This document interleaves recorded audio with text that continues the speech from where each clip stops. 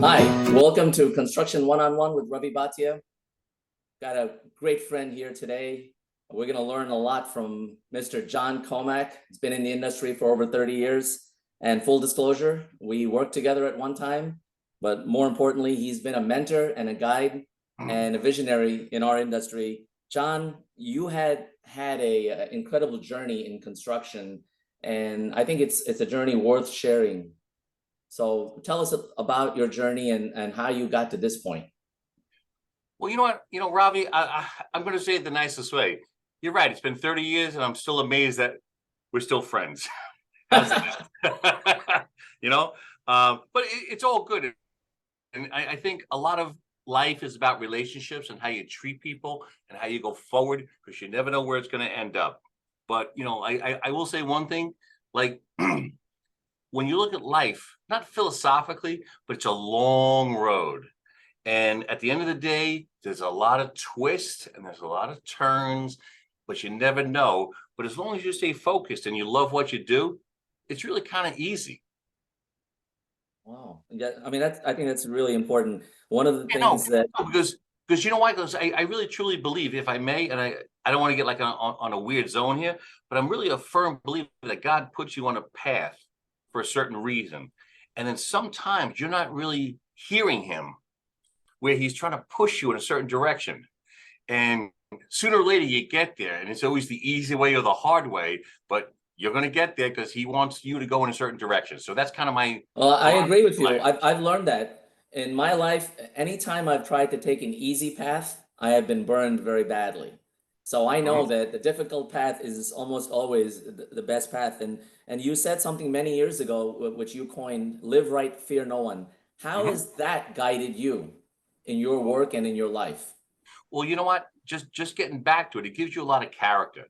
Like it's like the what I call it, the Rocky Balboa School of Construction Management. You get punched, you get knocked down, you get back up, whatever.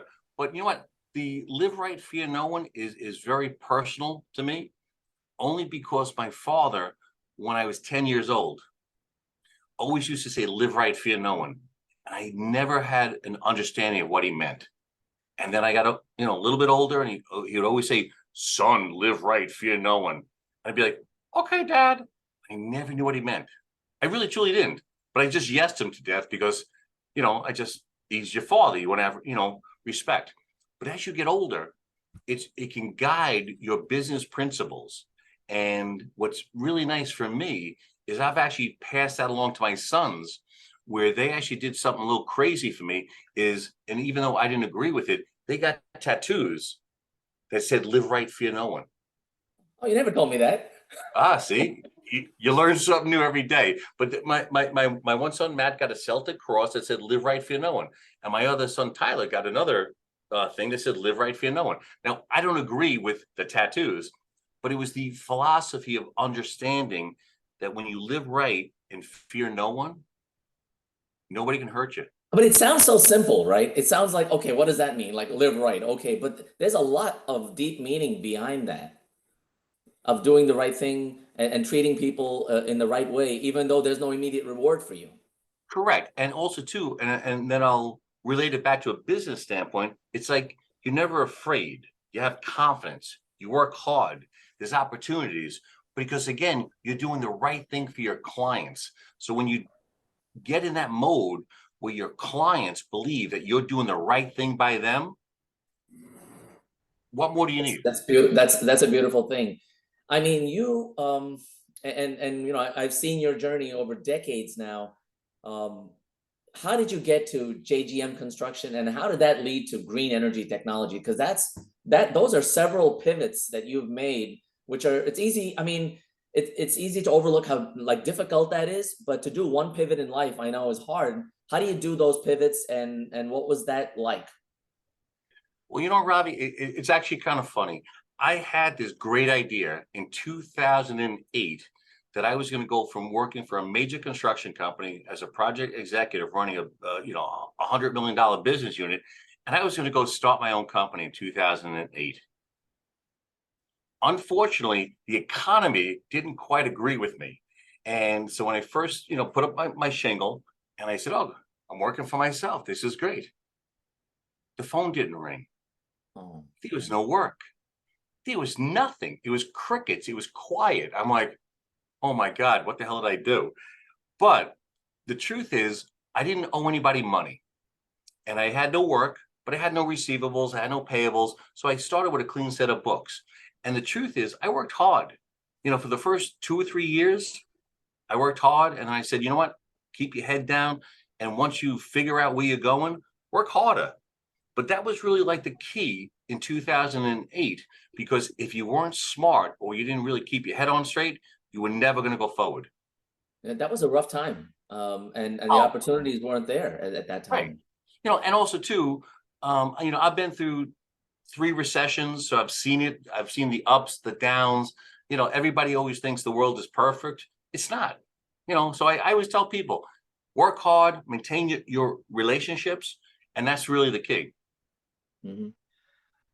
Well said. Where are the big opportunities today? Because there's a lot of them, right? But where do you see the big opportunities for yourself and for other people that are either entering the industry or trying to advance in it? Well, there was also another thing happened to me as I went down the road. I've been in business now for 15 years. So about 5 years ago, I also had a vision of this green energy technology, which is another company I started.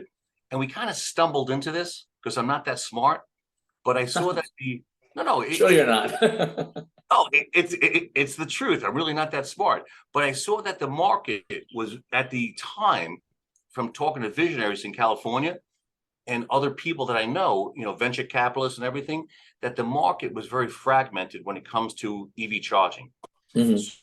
So 5 years ago, I came up with this vision of like starting an EV charging company that does charging for electric trucks, buses, cars, infrastructure, last mile distribution, buses, and exponentially, it's grown every single year. So from that standpoint, I'm amazed at where I am. The sustainable future, we talk about this often. How does EV charging, how does that play into your vision of a sustainable future? And how are you strategically aligning green energy technology to be part of that sustainable future? Well, you know what? There's a couple of things, if I could talk about certain opportunities right now. A lot of what I see going forward now, as of today, is there's a lot of infrastructure projects. Obviously, there's a lot of last mile distribution projects. And what's interesting for me is, even though that green energy technology is physically doing the work, I use JGM Construction as a supplement to green energy technology. So the two companies, even though they're cohesive, are separate and parallel. But as far as my vision for the future, or what I see going on right now today, is ultimately, and I want to keep this really simple. You're going to see every house in America, and this is very important. Every house in America is going to have solar panels, no doubt in my mind. Every house, Wow, every that's house a in America is going to have a battery storage component that's tied Mhm. into solar panels, and every house in America is going to have an electric car. So I'm not going to put a time frame on it because I think that's kind of like BS. Right. But think about this for half a second. If your house, which is off the grid, which is being charged by the battery, and from your car, you can have a transfer switch that takes the electric from your car to charge your house in case of an emergency. Wow, That's the long-term goal, as I see it. If you want to talk, vision, that's a bold vision. Very bold. but that's what it is. I mean, like right now, and Ravi, you're well aware of this. We have a strategic alliance with Sun Nation and RPAC and the Queen's Chamber of Commerce, and I I just see a lot of different things going on. I think what's also going to be interesting, which a lot of people don't understand, is ultimately between the charging stations, there's something called vehicle to grid. So that's another piece of the puzzle. And a lot of people can't get their head around it the right way. But basically what it is you can have battery storage that's like contained in buses. And then through my charging stations, we can pull the electricity back and give it back to the utilities at peak demand.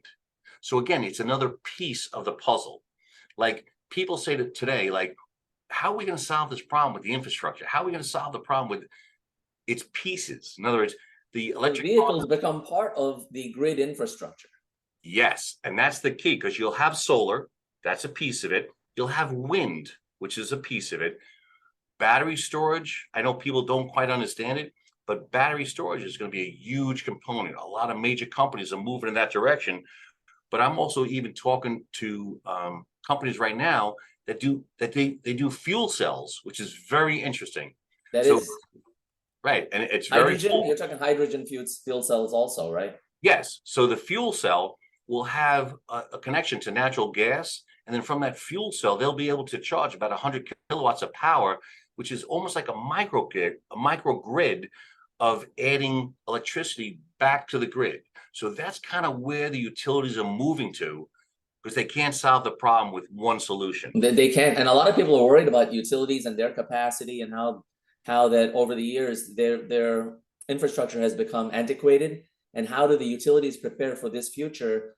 Do you see utilities as being a friendly ally, a strategic partner, or a nemesis? Well, you know what? We're working right now with PSEG. We're an approved PSEG vendor. We're working with Con Ed. We're working with National Grid. I look at this more of an alliance. I don't look at them as a hindrance. I'm looking at them as embracing what we're doing so that we can help them. Now, over the last 5 years, we have seen a tremendous advancement in technology and construction and innovation. Construction has been long criticized as a laggard industry in terms of embracing new technologies, digital technologies. And the big challenge for construction has been the lack of productivity gains that other industries have enjoyed. But it seems now, finally, that the digital technologies are being embraced on the design side, the logistical side, the manufacturing side with modular, and the construction side. Mm-hmm. What are your thoughts on construction innovation, and what can we be doing better as a nation to become more competitive? Because other countries are out there. We're competing now in a global marketplace, right? Yep, that is absolutely true. I mean, like right now, like we're all set up working only in the Northeast, but I will say you're almost forced to be efficient, and the efficiency that happens only because the profit margins are so thin. And everybody, if I may, everybody always thinks like, contractors, they make a killing and everybody has making a lot of money. They have no idea. Right. I can only tell you, like everything for me in my world is scheduled by the day, by the hour. My guys, I torture the people who work for me. I torture them because I make sure that they're on schedule, that they're on point, that they understand how to get things done.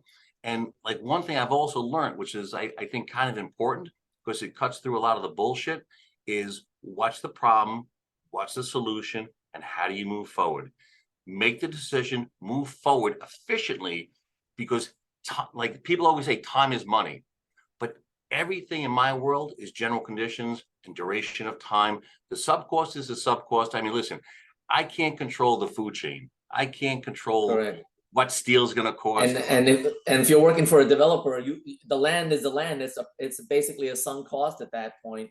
And so that's a lot of challenges. I often tell, I ask sort of a trick question to my students is, I'll throw a percentage out there. Hey, here's a $50 million project. Without knowing anything, do you think a 10% profit margin is a good margin? And the correct answer is there's not enough information. It all depends on how much risk you're taking to make that kind of money, right? Sure. And we're in a business where we take a lot of risk, and a lot of people don't understand that contractors, when they lose money, they don't get paid more money. That's it. They lose and they go out of business. Worst case scenario. Now you've done something that other successful construction people have done over the last 3 years. You have survived and thrived through COVID. What was that challenge like? And I know that was not easy. Well, you know what? It's funny. Like I said, I've been in business for 15 years. COVID was challenging. And anybody who doesn't say that, but I think that there's also a fallacy, because once you got through COVID, people thought, oh, it'll go back to the way it was. And you can't think that way because you'll be out of business. You had to pivot. You had to rethink your business plan. You had to rethink your clients. You had to totally, what is really funny? And Ravi, and it's very nice that you asked that question, because I felt 2 years ago as if I started my company all over again. Even Wow. though I had already been in business, for 12 years, I said, wow, this is like a new beginning. Like, I better get my head on straight because you can't go backwards. So, like the answer to that question is we used to do a lot of work with office build outs, a lot of work with colleges, and all of a sudden, magically, there was no work because they had no money. They had no students. They had no tenants. So you're like, okay, what do I have to do? So literally you had to pivot and figure out different avenues or different types of clients or different bigger projects. So it kind of like forced you in a different direction instead of accepting, oh, well, it'll go back to the way it was. Right. If you thought that way, you're dead in the water. Well, you were saying that during COVID, we had several conversations and you didn't go into a shell. You looked for No. opportunities to support the industry, support your clients, and not exploit, but rather become integral to us coming out of COVID in a successful way in the industry. And I think that was really important. It's how you look at it, right? Right. You know what? I doubled down. Nothing scared me.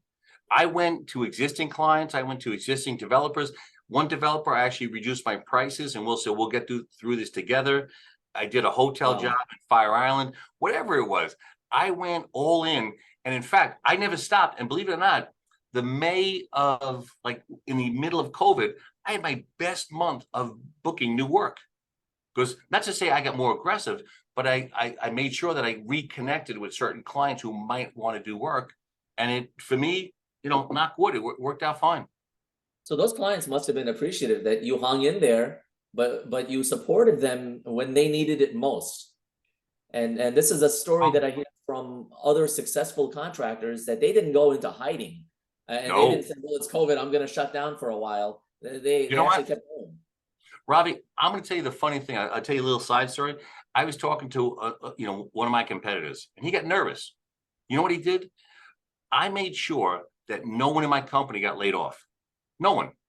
Wow. But I told everybody right across the board, I said, listen, I don't care about the PPP money.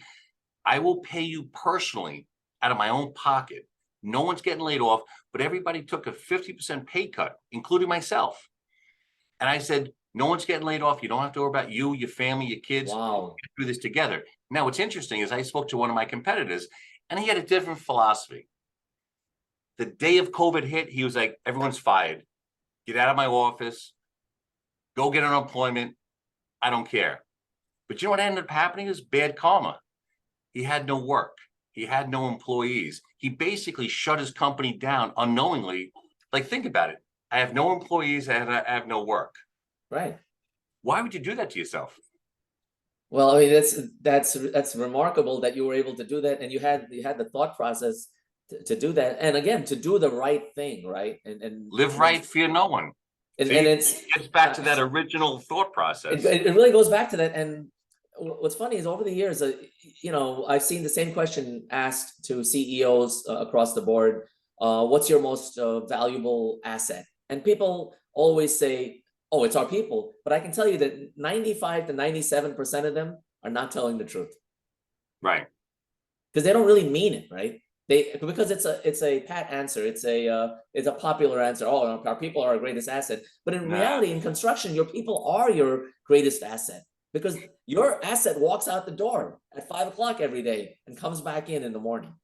You know what? My guys have always been very loyal to me from day one. And no matter what they need or want personally, I kind of reverse engineer it. I actually work for them. That's servant leadership.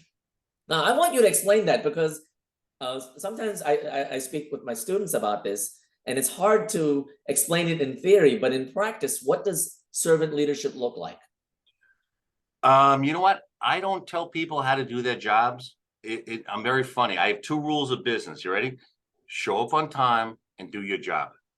Now, if you don't show up on time, you're going to piss me off. If you don't do your job, you're going to piss me off. But in the same breath is I don't micromanage. In other words, I always say, and I love saying this, I give people the opportunity to fail. Now, think about that for half a second. On a job site, what do? I give you, the management. I give you the bookkeeping. I give you everything you need to be successful. Okay. But now you have the opportunity to fail. Don't blame anybody but yourself. Right. You're running a business, really, when you're running a project. Right. Right. That's what So, makes it exciting. You're running a right, business without investing in the business. correct. So protect my money, make it sure the client's happy, make sure they're successful. And at the end of the day, we'll all do well. Yeah, I think more leaders in business can learn from that. Steve Jobs had a great quotation once. He said that I hire smart people so that they can tell me what to do. If I had to tell them what to do, then I don't need them. Yeah, well, Right? you know what? It took me a while to learn that. And I will say it very nicely, especially with the two companies. Like, I didn't put a management team in place for about 10 years with JGM, and it just made my life easier. With Green Energy Technology, I put the management team in place from day one. I let them run the company. Not to say I'm the figurehead, I'm very hands-on, but I also have learned to step back and, again, let people make their own decisions. They can come to me and say, hey, John, what do you think? But in the same breath is they're running the project, you run with it, you're in charge, and I'll back you up, from a financial standpoint and a schedule standpoint and the subcontractor standpoint. So that's why I think I'm more successful than most. Well, that's not easy to do. That ability to let go, Oh, because you really can't scale a business it's unless you scary. know. It's Right. scary It's because scary. it's like jumping off and knowing that there's a net there and you're jumping blind into the abyss, because it also comes down to trust, right? You hire great people, but then you got to trust them, Right. and But you know what? and trust doesn't come easy. But you know what, Ravi, and I'm going to say it very nicely. Like, I always say to myself, like, what do I worry about? And you ready for this one? The truth is nothing, Wait, you worry about nothing. nothing. Nope. I would like you to explain that, because what do you mean by you worry about nothing? I don't worry about anything. That's I'm good at what incredible. I do. Look, I'm good at what I do.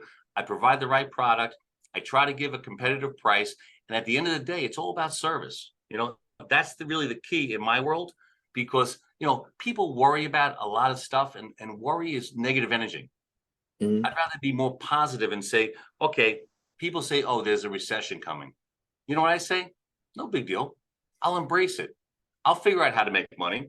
Been there, done that, right? Yeah, right. I figure, people talk a lot of, BS about politics. You know what? It means nothing. At the end of the day, how does it affect me personally? And how does it affect my Right. business? How does it affect, how I do business? And you know what I say? It doesn't. I like that approach. Most of the things that we worry about don't come to fruition anyway, right? Right. And the things you can't control, you won't be able to do anything about them anyway. So what are you worried about? right. So that's why I said, keep your head on straight, move forward, and don't even think twice. I met a business leader in construction once. He left a big consulting company and he went on his own. Good friend of mine, and he said that when he left the safety of the corporate world, he said he didn't go to the edge of the lake and dip his toe in. He went right to the middle and jumped in. Okay. No safe. And he said that's the only way he could have done it. He lost his fear because he said that he was actually more afraid of not realizing his potential. Right. Well, you do, as a human being, you hold yourself back because you're afraid. So, if nothing bothers you, then there's very little that can hurt you. But that means that means people don't have the goods on you either, right? You don't That's owe anybody anything, right. right?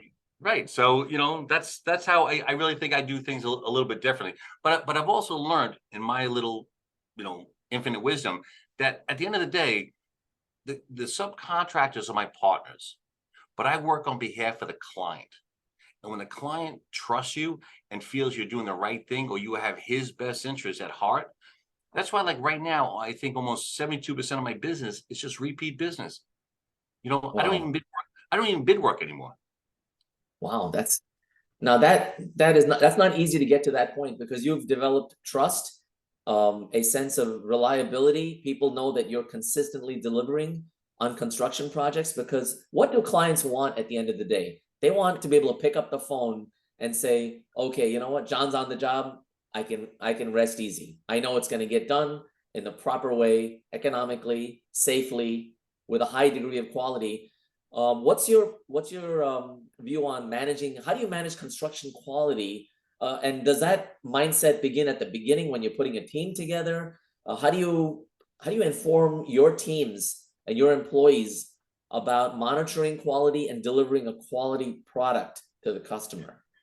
Well, you know what? Listen, obviously there's a couple of ways of doing it. You can do it through the shop drawing process. You can do it through the procurement process. But at the most important thing is you also have to have your subcontractors pre-qualified so that they know the product that you want to give. And the worst thing you ever want to do on any size project is have a punch list, because the punch list can hurt you and cost you more money. So we kind of like punch list the job as we go. So when we're ready to turn the job over and close out, the architect and engineer comes with no punch list. I remember when we worked together, you used to talk about this, and you used to talk about the fact that you can't wait till the end and say, okay, now here's all my screw ups. Here's what we didn't do or didn't do right. If you got to do it along the way, that means that you're always in an inspection mode. Your mindset. Now, you're actually funny, and it's funny you actually bring that up, because I told this to an owner today. I was actually on a job site this morning around 10 o'clock. And I told the owner that I train all my guys to go into a room and find 10 problems. And he looked at me, he's like, what do you mean? I said, go in a room, look around, and find 10 things that are wrong. Because once you find those 10 things, then you're almost perfect. Wow. And it's got to start at that training level, because unless you've got that experience and that trained eye, you're going to accept something. And you and I, with our backgrounds, we know we've been on sites where the vice president comes in and says, rip out that drywall, it's not straight. Oh, we've been there.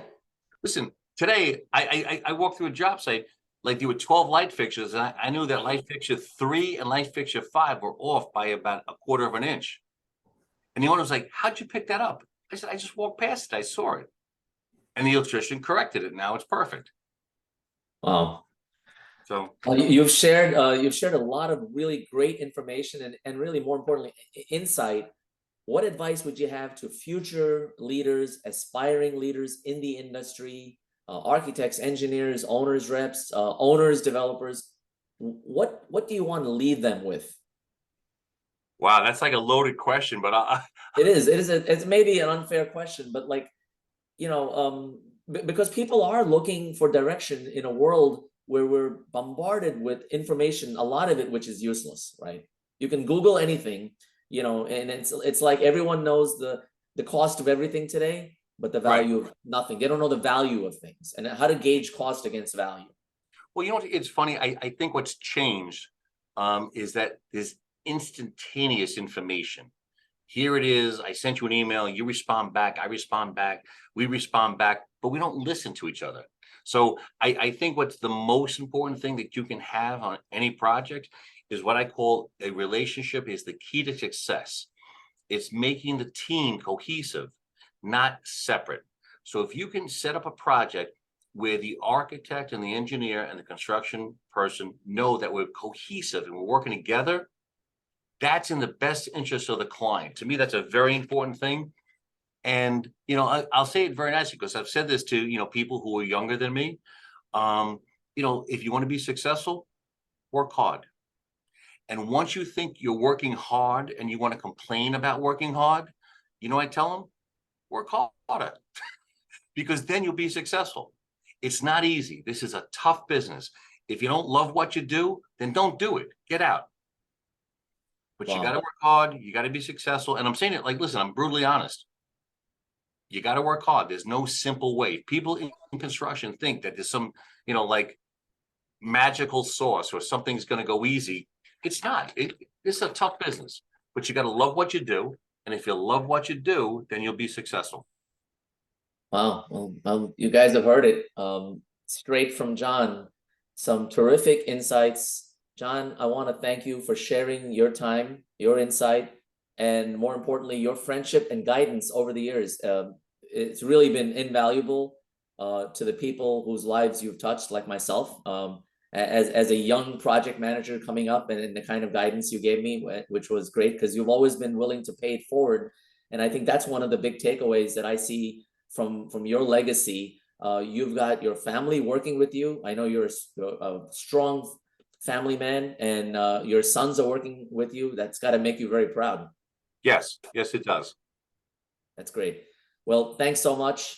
And, we'll have you back on one of these days and see how how green energy and sustainability is evolving in your world. Thank you. Thank you. And have a Ravi, great weekend. definitely a pleasure, and thank you very much for having me. Thanks. Take care. All right, bye.